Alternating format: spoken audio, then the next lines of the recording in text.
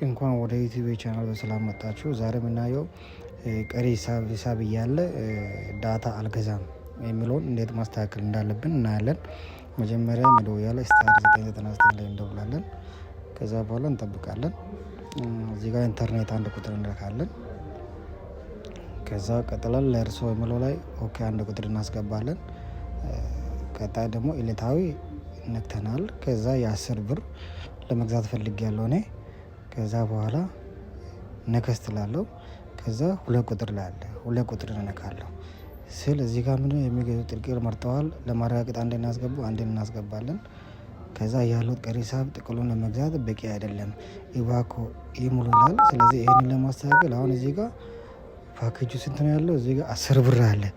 10 ብር እያለ አሁን 10 ብር ከ03 ሳንቲም ነው ያለው። ከዛ ይሄንን አሁን እናስተካክላለን። ይሄንን ለማስተካከል ምን እናደርጋለን? ሴቲንግ ላይ እንሄዳለን።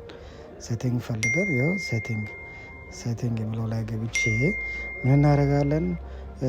በ3G ካለ ኦር በ4G 5G ከሆነ ወዴት ነው የምንቀይረው? ወደ 2G እንቀይራለን ማለት ነው፣ ወይ 3G እንቀይራለን። ይኸው 2G ያለ አድርጌያለሁ። ከዛ በኋላ ወደ ኋላ እመለሳለሁ።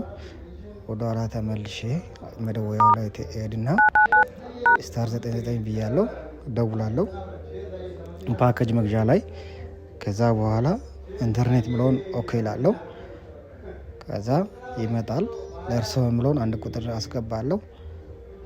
ከዛ ጠብቃለሁ። ከዛ ዕለታዊ ምለውን እነካለሁ።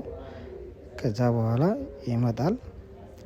የ5 ብር ሁለት ቁጥር ላይ ነው ያለው። እንግዲህ 10 ብር ማለት ነክስት ላለው ነክስት ላይ በሁለት ቁጥር ላይ ነው ያለው። ሁለት ቁጥር ላይ ኦኬ ይላል ሁለት።